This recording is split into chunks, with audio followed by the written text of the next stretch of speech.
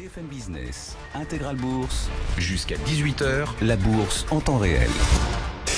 Et mon invité à présent en plateau, c'est Régis Yankovici, le fondateur de Luxavy et membre du cercle des analystes indépendants. Régis, bonjour et bienvenue. Bonjour, merci de m'accueillir. On va parler avec vous de gestion et même plus particulièrement d'allocation d'actifs à travers les ETF, des produits que vous connaissez bien et que vous distribuez d'ailleurs, en tout cas ces allocations, vous les distribuez à travers Luxavy. C'est ça, si on peut avoir un mot de Luxavy, parce que c'est une structure qui est très très récente, créée il y a quelques mois à peine, je crois. Tout à fait. Luxavy, c'est la contraction d'assurance vie luxembourgeoise. Très bien. Alors on s'est dit que souvent, un certain nombre de nos clients avaient déjà un certain pécule de côté et que souvent ils ne cherchaient pas à faire fortune, mais à conserver un certain niveau de vie.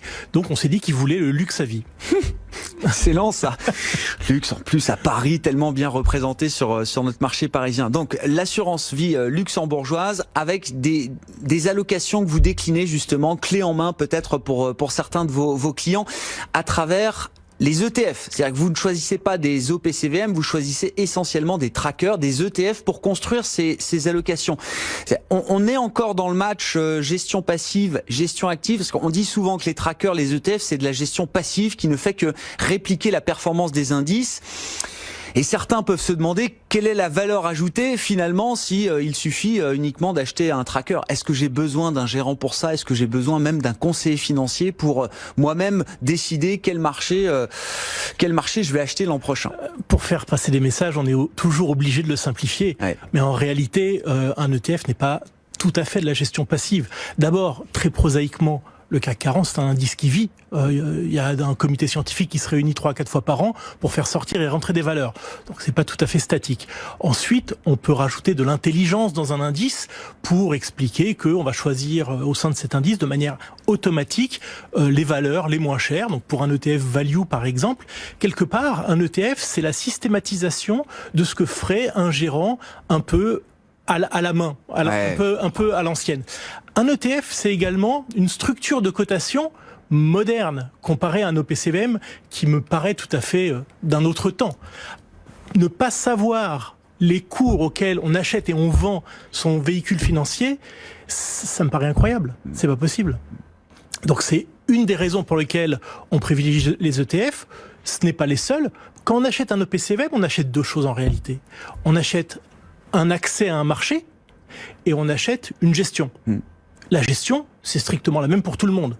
Or, tous les particuliers n'ont pas le même objectif que des institutionnels qui achètent exactement la même gestion. D'ailleurs, l'objectif d'un particulier, c'est rarement de battre un indice. En général, le particulier, il veut bien sous-performer l'indice dans la hausse. C'est pas forcément son objectif de départ, mais à la fin de l'année, il est quand même content de savoir qu'il a battu l'indice ou qu'il a fait aussi bien que le marché. Non, vraiment non. Non, franchement, vraiment non. Franchement, non. Franchement, l'objectif d'un particulier... Tu vois, moi je connais quand même quelques gérants privés. Les clients, ils appellent quand même quand le gérant est en retard sur un marché, quand le gérant est en retard par rapport à l'indice, quand on a confié son épargne à un gérant et qui vous dit, mon but c'est de faire mieux que l'indice. À un moment, le client privé, il regarde quand même si la promesse est tenue ou pas, j'imagine, Régis. Si l'indice baisse de 20% et qu'un portefeuille, même équilibré, perd 10%, le gérant pourra toujours se frotter les mains en disant j'ai battu l'indice. Pour autant, je suis sûr que son téléphone sonnera toute la journée. Donc, il y a un côté, c'est un mixte de gestion relative et de gestion absolue qui est assez, qui est pas quantitatif quelque part, mais effectivement, mais peut-être que ces clients-là qui appellent, même dans la hausse, si le CAC fait 20 et qui sont pas à 21 ou 22, ces clients-là, je les connais pas parce que je vais pas travailler avec eux. Et vous dites, on peut avoir, parce que souvent on dit gestion active, c'est la gestion de conviction. On peut travailler une allocation avec des ETF et avoir également une gestion de conviction. Les deux ne sont pas antinomiques, Régis. Avec un ETF, on peut faire un peu ce qu'on veut. C'est vraiment le couteau suisse de l'investissement. On peut faire de l'investissement intraday, on peut faire du buy and hold de long terme en restant figé ou en rebalançant une fois par an, une fois par semestre. Et puis on peut faire aussi une véritable gestion active en faisant des choix. Je vous ai envoyé quelques-uns. Par exemple, pour l'année prochaine. Alors on a été chercher vraiment les choix les plus pointus pour aussi montrer notre savoir-faire. On privilégie le Chili. Voilà. Le Chili, il y a un ETF sur le Chili, il y en a pas beaucoup, qui est aujourd'hui en proie à des gilets jaunes chiliens. Le peso chilien a baissé de 20%, la bourse chilienne a baissé de 40%. On estime que ça devrait se normaliser. Il y a une recovery Pinochet possible n'est pas de autour retour, quoi. Ah ouais. Voilà. Ouais. Et donc là, vous affichez une conviction, effectivement, dans Absolument. certains types d'allocations que vous proposez. On pourra en parler, mais oui, Exactement. il y a cette conviction qui transparaît et qui peut s'exprimer à travers des ETF particuliers spécifiques. Exactement. L'ETF, c'est le meilleur véhicule pour mettre en œuvre une gestion top-down ou pas tout à fait down, parce qu'on va pas jusqu'à la valeur, pour ne pas, quelque part, tordre le cou à l'idée de départ, pour mutualiser un risque et acheter vraiment une thématique. La question de la liquidité par rapport à ces produits financiers que vous connaissez bien, Régis, évidemment, j'imagine qu'il n'y a pas de problème de liquidité pour un ETF sur les S&P 500 ou sur le CAC 40. Quand on va vers des marchés plus pointus, quand on veut exprimer des convictions un peu plus niches, comment on prend en compte ce risque de liquidité? Est-ce qu'il est important? Est-ce qu'il faut l'avoir en tête? Alors, on garde d'abord à l'esprit à tout moment que la liquidité d'un ETF est égale à la liquidité de son sous-jacent. Ce qui, dans les faits, est pas tout à fait vrai, parce que quand tout va bien, la liquidité d'un ETF est supérieure à celle au marché qu'elle représente, bien sûr. Donc quelque part, c'est un monde plus beau, mais il faut pas oublier qu'il peut se dégrader, mais pas se dégrader pire que le sous-jacent, comme le sous-jacent. Et que une absence de liquidité, c'est pas l'impossibilité de vendre, c'est de vendre dans des mauvaises conditions avec une fourchette plus large. Donc c'est pas comme des produits immobiliers il y a quelques années, on pouvait pas les vendre. C'est un autre type de problème de liquidité. Non, mais c'est un sujet qu'il faut avoir en tête, j'imagine quand même. Bon, pour beaucoup de produits financiers, se pose toujours la question de la liquidité.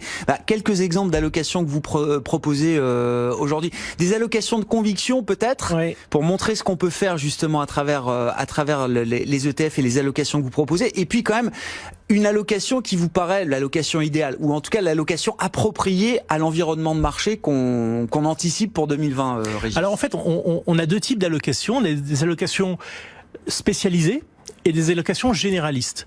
Et les généralistes sont un peu le meilleur des idées des spécialisés, et c'est souvent, dans 90% des cas, dans ces directions que vont les clients. Donc dans ce cas-là, il est difficile de dire s'il vaut mieux faire un prudent, un équilibré ou un dynamique. On peut parler marché, effectivement, mais peut-être à une autre occasion. Je voudrais peut-être citer deux allocations, parce qu'elles sont vraiment assez révélatrices de ce qu'on sait faire. La première, elle est strictement quantitative. Elle s'appelle Winner Loser. Ah, c'est intéressant ça. Alors, comment on peut faire pour gagner de l'argent avec des losers? Tout simplement, n'importe lequel des personnes qui nous écoutent, qui nous regardent, peut le faire seul, sans conseiller financier pour le coup. D'accord? Donc, c'est une allocation investie 6 mois par an. Uniquement les meilleurs mois, parce que il y a 36 études statistiques qui montrent que les marchés sont meilleurs des marchés entre octobre et le mois d'avril. On est investi que ces mois-là, le reste du temps, on est en cash. C'est in and go away, et généralement c'est revient. Et vous appliquez parfaitement cette saisonnalité. Exactement. Les 6 mois investis, on a les 3 premiers mois qui sont les 3 derniers mois de l'année investis sur les 10 meilleurs ETF au monde. Parce qu'effectivement, vous avez dit tout à l'heure, les gérants veulent pas avoir de Renault dans les portefeuilles. Bah oui, effectivement, ils achètent les meilleures thématiques pour dire aux clients, regardez, j'avais ce secteur-là, j'avais cet ETF-là. Et le 31 décembre, on vend tout et on achète les losers, les 10 pires ETF de l'année écoulée. Et ça, historiquement, ça marche. Sur les 3 derniers mois de l'année, vous achetez les meilleurs. Sur les 3 premiers mois de l'année, vous achetez les... Et ça marche. Alors, sur longue période, on bat le MSCI World en étant investi que la moitié du temps. Donc, une volatilité moitié moindre qu'un marché d'actions. Et on bat largement. Cette année a été une très bonne année pour la location. C'est la meilleure parmi nos 18. Elle fait 32%. Et donc on se réjouit et ça marche bien. L'année passée était moins bonne, mais globalement sur la durée, ça fait mieux qu'un indice action. Voilà. Sans conseiller financier, sans gérant, sans personne. Et puis là, il n'y a pas de biais émotionnel, comme vous dites, c'est systématique. 3 mois avant la fin de l'année, on sait ce qu'on a à faire. En entamant l'année sur le premier trimestre, on sait ce qu'on a à faire. Absolument, c'est évident. La deuxième allocation, elle s'appelle Contrariant. Alors c'est vrai que on a une âme quand même de gérant actif à la base, et que on est persuadé qu'acheter des thématiques, comme j'ai cité le Chili par exemple, typiquement ça rentre dans cette catégorie-là, des thématiques que les gérants ne veulent pas avoir ou ne peuvent plus avoir parce qu'ils sont pas capables d'afficher ça à un client, parce que s'ils se trompent, ils perdent le client. Si ça marche, le client dira juste vous faites votre boulot, cher monsieur, c'est normal. Alors ces thématiques-là, qui a bien fonctionné, on est à plus 23-24 depuis le début de l'année, parce qu'on a acheté de l'or il y a un an où personne n'en voulait. Aujourd'hui, on a encore des positions assez marquées. On achète des choses comme effectivement le Chili, on achète la Grèce, on achète la Turquie, qui sont des pays qui, je pense, devraient performer l'année prochaine. Un mot quand même si des perspectives de marché, Régis. Qu'est-ce que vous avez en tête là comme perspective de marché 2020 Aujourd'hui, le plus grand risque, c'est de vouloir faire autrement que le consensus qui est en train de devenir positif. Et je pense qu'il est trop tôt pour se mettre face au consensus en disant j'ai raison, les marchés doivent baisser, c'est trop cher. Non. Fin du cycle, fin de la hausse. Moi, je veux jouer le bear market. Vous dites faut pas être dans faut pas réfléchir trop vite comme ça aujourd'hui. C'est à mon avis très hasardeux de se lancer dans cette stratégie-là. Je crois donc que c'est bien trop tôt. Il faudra attendre peut-être une meilleure saisonnalité à partir de l'été. Mais évidemment, c'est pas le seul critère. Peut-être que des indicateurs qu'on a suivis toute l'année et que l'ensemble de la place suivait, comme la pente de la courbe des taux, attendent peut-être qu'elle puisse se retourner de nouveau avant de retirer une signal d'alarme. Pour l'instant, on est dans un scénario où l'économie a tendance à repartir, où la Fed ne viendra pas casser l'économie parce qu'il n'y a pas d'inflation et qu'il n'y en aura pas cette année et qu'on est dans une année... On va être dans quelques jours dans une année électorale.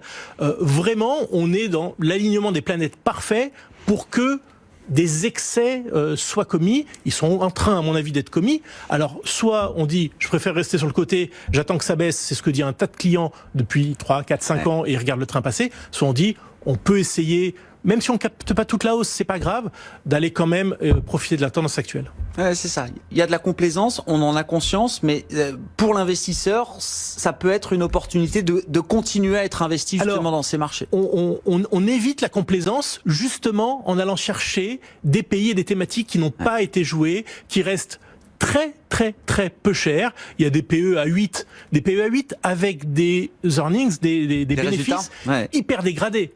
Donc en réalité, c'est peut-être pas 8, c'est peut-être 7, 5. C'est peut-être encore plus bas. Voilà, absolument. Donc on évite la complaisance, oui. Merci beaucoup Régis. Merci d'être venu nous voir cet après-midi. Régis Yankovici pour parler ETF et marché avec le fondateur de Luxavie et membre du cercle des analystes indépendants. Bientôt 16h30.